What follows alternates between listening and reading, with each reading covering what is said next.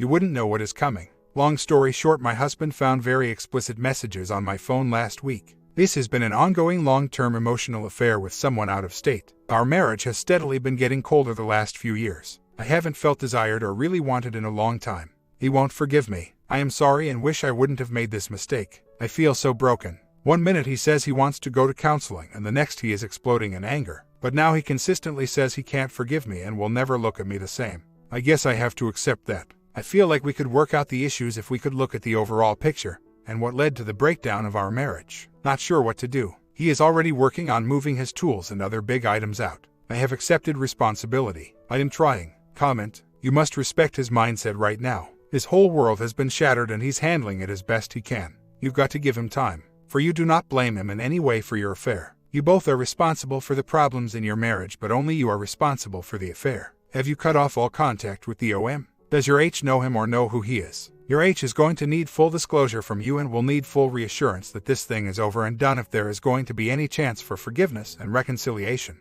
And you say you're sorry. What have you done up to this point? No excuses. How long have this been going on? Does your husband know who it is? Have you stopped contact with him? OP responds, it's been going on off and on for 3 years. Yes, he knows who it is, but he is out of state and there has been no physical contact. Although there were very explicit messages, I have cut off contact and begged for forgiveness. I know I am the one in the wrong. I admit and accept it. I have offered to go to counseling. Not sure what else I possibly can do. I don't know if it's to the point that I need to accept that I ruined my marriage. I just want to get the feelings back we had for each other years ago. Is it possible? He says he will never look at me the same no matter what. He says other people can get over things like this, but he can't. We got married when I was 17 years old. Have been married 18 years. We've had a lot of ups and downs. This is definitely the worst. I don't know what happened to me to make me do this, and anything I say to try to logically understand it will be seen as me shifting blame. All my pleading and trying everything I've read about to fix it isn't working. He says he can never love me again, and I think he means it. I guess I have to learn how to forgive myself now.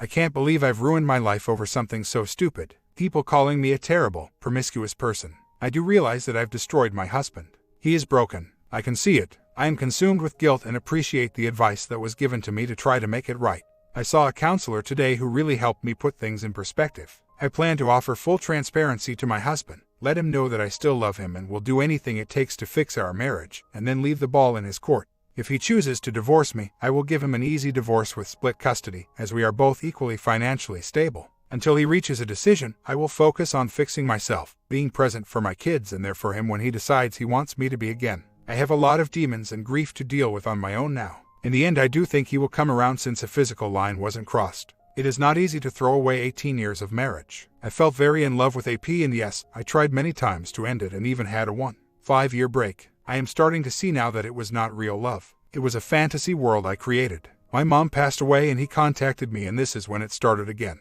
The rest of what I say will probably get me attacked. But yes, I know I used this as an escape from grief. My husband and I got along fine, but the intimacy had been gone before the relationship started. I am hopeful we can get it back with work. My husband is actually agreeing to do IC and then marriage counseling to work things out. I know it will be a long, hard road, but there is some hope now. I appreciate the insight everyone has given me. I need to take a long, hard look at myself. I really do appreciate the wake-up call, even the messages that were hard to read. I'm leaving it in his hands and trying to be as understanding as possible. I don't want to hurt him anymore. If he wants to reconcile, we will, which is what he's asking for now. I've deleted all my apps and blocked the other man. I am also giving my husband full access to my phone. I do not know what else to do besides be there and listen to him. I wouldn't wish this situation on my worst enemy. I never thought I was a person capable of such deceit. I'm truly sorry and consumed with guilt for hurting the man that has always been there for me. I'm not talking to him. He reached out to me through another method that I did not think to block him from, and I promptly deleted him and blocked him from that.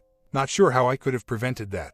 I do think he is a manipulator. I am starting to see it now. Not shifting blame, but he knew I was in a happy marriage when this started and blasted me with compliments and attention. Now I have to figure out why I let that affect me so much. The distance was a big factor. I've had other men hit on me locally with much better status and did not feel tempted to destroy my family. In a sick way, it felt safe. I did waste a lot of time, which looking back now I'm very embarrassed about.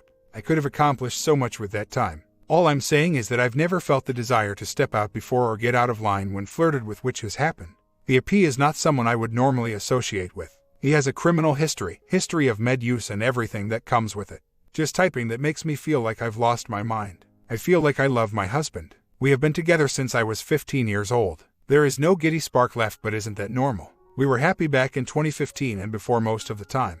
We had a satisfying physical life and I felt close to him. Can we get back those feelings with work and commitment? Should I really just accept that it's over after 18 years and 4 kids? Part of me is saying that some of you are right. Even if I fight like hell, he will never love me the same. Is that what I want for the rest of my life? Someone that doesn't truly love me. I'm really not trying to make this about me. I know I did this, but I'm still a human, a flawed human. I am willing to fight. But if he will never love me the same, what's the point? Has anyone ever really moved past this? Is there no hope? Is there no difference since I didn't cross a physical line?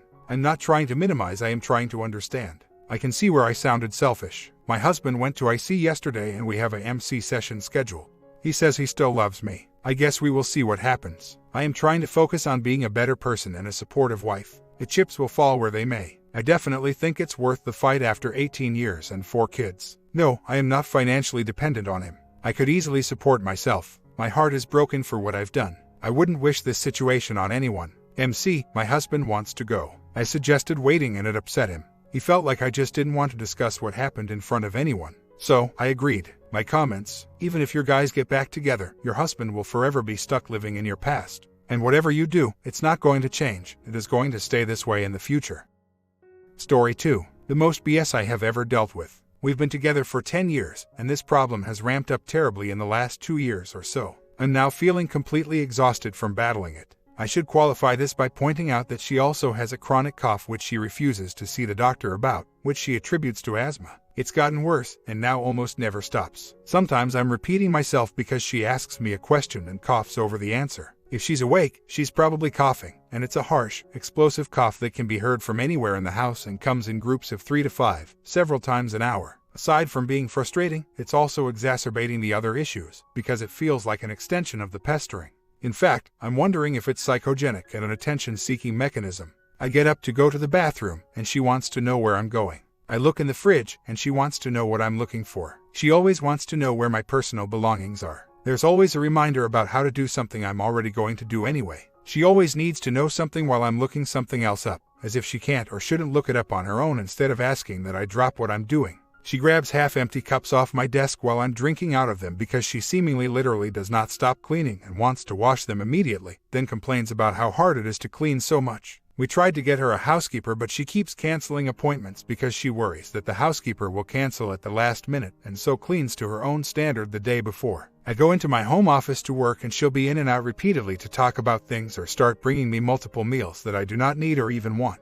My office is near the laundry, and so the intrusions in my office, too, are exacerbated by her being over my shoulder already from doing what seems like multiple loads of laundry every day. There are only 2 of us. How can there be this many laundry? I haven't been quiet about these things, we've talked about them directly, but she feels attacked, and even though she acknowledges the behavior and why it might be annoying, won't make an effort to change. In fact, she often thinks I should be grateful to be repeatedly interrupted during my workday because she thinks she's helping, to the point that when I snipped at her for bringing me a sandwich, the 3rd meal she'd brought me in 2 hours, she said how about saying thank you, and I had to grab her, physically turn her around, and walk her out of my office and shut the door behind her while she was still talking with the door closed. No matter how clear the signals are, from obvious frustration to direct requests, she's just not getting them. My last nerve is ground down to a nub. This lack of boundaries is not normal. She has a therapist due to a family tragedy a few years ago, but I don't think she's getting help for this. I would genuinely rather be alone in a studio apartment, in total peace, than navigate this. Is there anything left for me to do here? I'd love to stay together if these problem behaviors resolved. We had 8 incredible years and 2 increasingly stressful, clingy ones. I'm just not seeing the investment on her part. If anything, there are other issues I haven't gone into, including her recent need to try to spend money she does not have. I have started to feel like I just have a completely self-absorbed and oblivious wife walking around freely acting on her stream of consciousness. I want a new mattress. I need to cough. I'll tell my husband what's in the dryer, down to which specific socks, even though he's obviously in a meeting with no regard whatsoever for me. It's baffling and bizarre to have a direct conversation about it, have it acknowledged, and then the behaviors just go on. The cough has really pushed me over the edge. We had to travel for the holidays and it was 3 hours of coughing on the way up, coughing while shopping, coughing while dining, 3 hours of coughing on the way back, and then at the end of the train trip, she actually looked at me and said, "Someone was snoring." We discussed the cough several times while we were away. She is not unaware that she is coughing very hard and very loudly, and that she would not realize she's been driving me insane on the train ride home was stunning. To address some of the questions people have been asking. Her health is generally excellent, and our bonding life is great, other than me losing interest when my frustration level is maxed out. There's no rhyme or reason to when she stops coughing, but it's never been a disruption in bed, and it's one reason I suspect it could be habitual and not actually have a medical cause. She refuses to see the doctor because she knows there's nothing to be done about it, but that was a decade ago when she last asked, and it wasn't this prominent. She's always had a moderate cough and a bit of a fixation on dust, but lately it's just gotten more intense and she's been higher strung. As to the family tragedy, it was a sudden and violent death that came with quite a bit of family drama, right at the start of the winter, and it was very hard for us both. The trouble started with her behavioral pattern started 2 years after, and each winter has been the same way. We're going into the third winter where she's over the top. The behaviors ease up around March and I tend to forget how bad it was. She seemingly denies that it happened at all. Then before the holidays things tend to go downhill again. Yes, I would characterize a lot of the anxiety as insecure and needing validation. She had a small upset 2 weeks ago because a coworker thought his wife's job was harder than theirs, and she was annoyed for 2 days that he had failed to recognize that her job, naturally, was the hardest. Quite a bit of her anxiety seems to revolve around her job duties, especially trivial confrontation, and several times we've ended up having arguments because she'll ruminate over something that only barely happened, say, a petty disagreements that the other person probably never thought about again, for a week or so until I have to be much more forceful in asking her to let it go, and she gets hurt feelings because she then feels that I won't let her talk. She would like to leave the job and we would like to relocate, but she is unwilling to give up her income. There aren't many positions in her field, and she struggles to seriously consider changing roles, so we were aiming for moving at retirement. I agree 100% about PTSD and OCD-like symptoms. She has acknowledged this on her own, and some of what went on last winter was the trigger for her starting counseling again. I also agree that this counselor is a quack. Unfortunately, her last counselor, who was quite good, also passed. One of her leading sources of anxiety in the home is clutter. I've gotten a couple of real whopper text message screeds over the last couple years about how my desk being disorderly is going to give her a heart attack.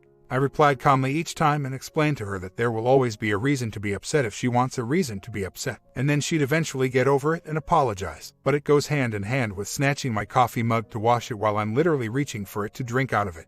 There have also been a couple instances where I've been standing at my desk and we hugged, and I realized that her eyes were darting all over my desk looking at the things on it, as her body tensed up.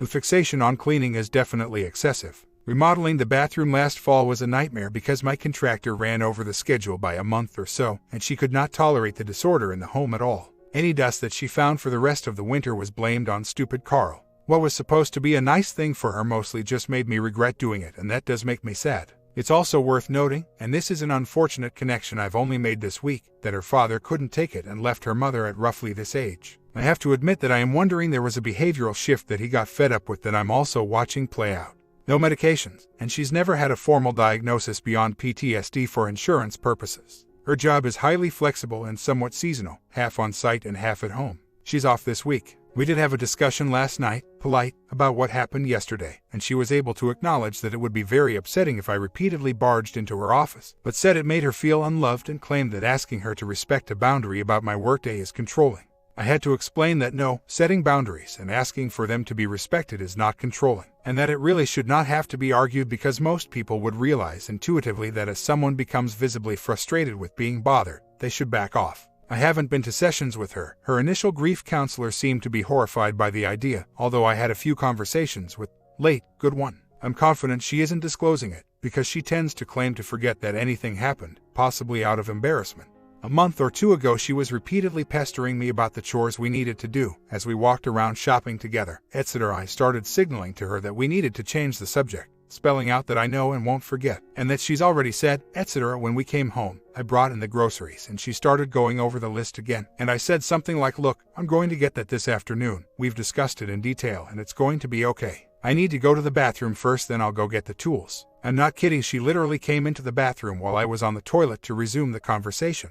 As in, mid-poop, she's trying to tell me about the carpet on the stairs. I finally had to explicitly tell her to get the F out, and her feelings were hurt. But later in the day I mentioned that she'd really driven me over the top in the morning, and she seemed confused, acting like nothing had happened. Fast forward to today, this just played out. She went on a grocery run and called me when she was 5 minutes out, in a good mood, because she needed a hand. Happy to help. I stepped off a conference call that didn't really need me to help her bring them in, quickly. We chit-chatted a little bit as she ran them in, then she accidentally knocked over a bed stacked up in pieces in the garage. It's heavy. I hurry to pick it up, with a smile, and in the process of picking it up, stubbed my toe and bare feet. So, as I'm going to clip my toenail, she hands me a pair of socks that need to go in the laundry, and I said sure and tossed them down the stairs toward my office to handle later. I have already made special time out of my day to help with a chore, and it's turned into more than I anticipated.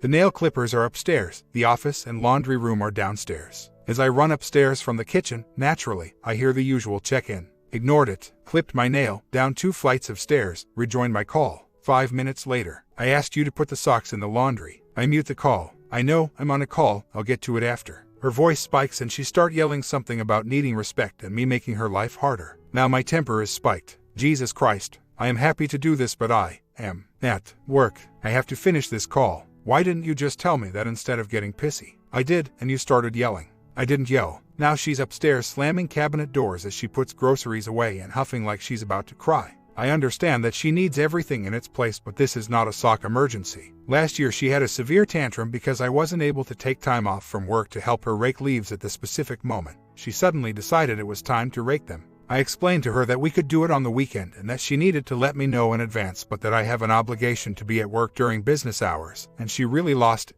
claiming she shouldn't have to wait until ready. She also later denied that this occurred. I suspect people talking about OCD as a control strategy are really onto something.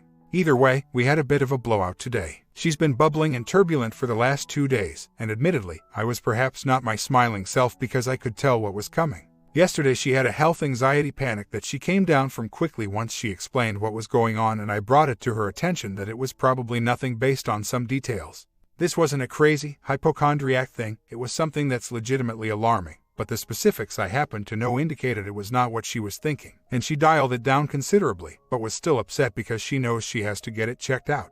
All day long she was ruminating over it, though, and when we went out to dinner, she was visibly exhausted and distressed, and I asked her if she was okay a couple of times, because she looked like she was under terrible stress. Well, today, we spent an hour and a half going over the last 2 days, and it was ugly. I learned the following about myself. Cringing or objecting when she loudly coughs directly at my ear is psychological abuse. I never buy her anything, even though we're taking a week-long vacation to Europe on my dime next week. When I pointed this out, and also went over her Christmas, she said nothing.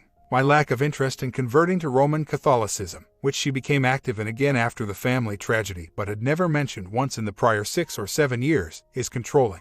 I apparently never spend the money I earn on what she wants it spent on. Untrue. And in fact, this trip is something she's wanted for 3 years, and this, too, is controlling. Saving for retirement instead of spending on lifestyle is controlling. Asking her to go to the doctor is controlling. She feels broadly too controlled in a general, free-floating sense. She has a very demanding professional job, and I don't take it seriously, because I won't patiently listen to her ruminate over small conflicts at work for the 10th or 15th time. Setting any boundaries whatsoever on these conversations is apparently equivalent to her being not allowed to talk about work at all. She is certain that everyone is talking about how unloved she is and how I am somehow taking advantage of her. Unfortunately, I had to record these conversations. I was able to do this because I know the pattern of her boiling over too well and expected today would be the day. I made it clear during these conversations that most of this is clearly her episodic anxiety talking, and eventually got frustrated and told her that if she feels so controlled and abused, I'd be happy to part ways so she can finally have the life of freedom, unburdened by whatever advantage I'm gleaning from her, that she seems to be asking for. That went right over her head and she kept talking, until I asked her if she was willing to go to couples counseling.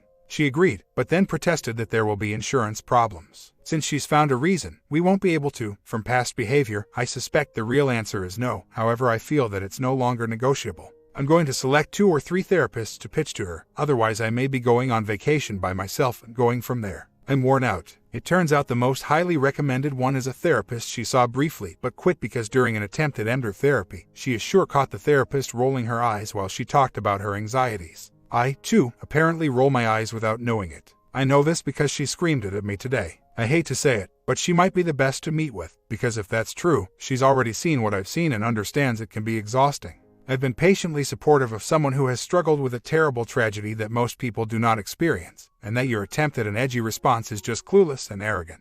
No, it would not have occurred to me that I need to lock the bathroom door because she's never behaved that way before, and who would? No, it is not possible to separately lock the office without hanging a door where none presently exists. Locking my door solves the day's problem, but not the larger problem, which finds different ways of manifesting. Each winter, when these problems arise, I've been more than happy to lock doors and take control of the individual problems. Adult life is full of trivial conflicts and misunderstandings that are handled, and then we get over it and move on. Seasonal problems, as another poster noted, can appear to be over and even be forgotten until the seasons cycle again. It's only this year that we're starting on the third go-round, and it's now not only become apparent that it isn't just an isolated rough holiday season or a bad week at work, but a cyclical problem that is getting weirder and isn't going to change through normal boundary setting. She gradually boils over a period of a day or 3. She simply is in a state of upset with no explanation, so closing the door on a problem, X. This potentially scary medical symptom is actually nothing, doesn't actually help, it just puts her on watch for another explanation for the feeling.